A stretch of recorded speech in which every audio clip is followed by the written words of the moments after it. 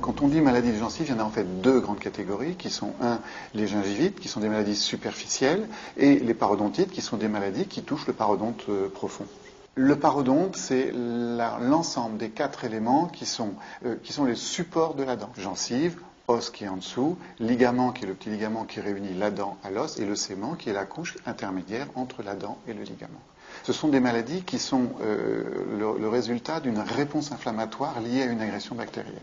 Les gingivites sont caractérisés essentiellement le signe qui est le plus évident pour un patient, c'est il a les gencives en fait qui saignent. Alors elles peuvent saigner soit lors du brossage, ce qui signe une atteinte, on va dire relativement superficielle, soit parfois spontanément. Et là, on est confronté à un problème beaucoup plus important, ça veut dire que la quantité d'inflammation est plus importante. La dent est le seul organe de tout l'organisme qui fait correspondre un milieu stérile et un milieu septique. Le milieu stérile, l'os, le milieu septique, la bouche. Et il faut comprendre que la gencive, c'est peut-être un petit peu réducteur, mais a aussi comme rôle d'assurer un joint autour de la dent de façon à ce que les bactéries de la bouche ne passent pas au niveau de l'os.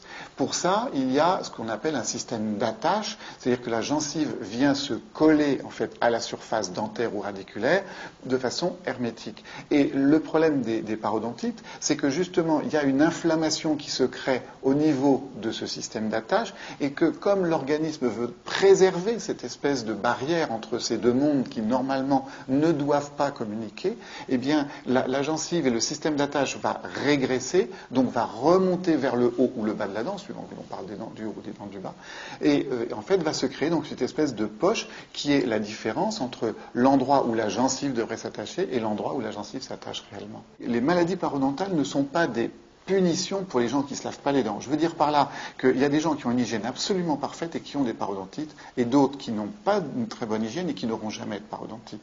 Mais globalement, et de façon absolument sûre, on sait que plus on diminue la masse bactérienne globale, donc plus on a une hygiène de qualité, moins on a de chances d'avoir ce genre de problème. J'ai une parodontite aux dents du haut et du bas, donc en fait on m'a pris de la peau du palais et on me l'a greffé sur les gencives. Donc aujourd'hui ça va beaucoup mieux, même si il m'arrive encore de saigner des gencives. Voilà, je ne sais pas vraiment d'où ça vient, peut-être le fait de fumer. Il y a des facteurs de risque. Les facteurs de risque sont essentiellement aujourd'hui, enfin ceux que l'on connaît en tout cas, le diabète, le tabac, certains problèmes hormonaux et éventuellement certaines autres maladies générales. Qu'est-ce qui se passe quand on fume? Quand on fume, en fait, la fumée de la cigarette diminue la cicatrisation parce qu'il y a une diminution d'oxygénation. L'avantage quand on arrête de fumer, c'est de savoir que ce monoxyde de carbone disparaît en 24 heures. Donc 1 à 2 jours après l'arrêt du tabac, on a une récupération complète au niveau de l'oxygène. Vous pouvez évidemment voir votre médecin ou un tabacologue si vous avez besoin, mais surtout les dentistes actuellement vont pouvoir vous accompagner dans le sevrage tabagique. Donc non seulement ils soignent votre bouche et vos dents, mais en plus ils peuvent vous accompagner.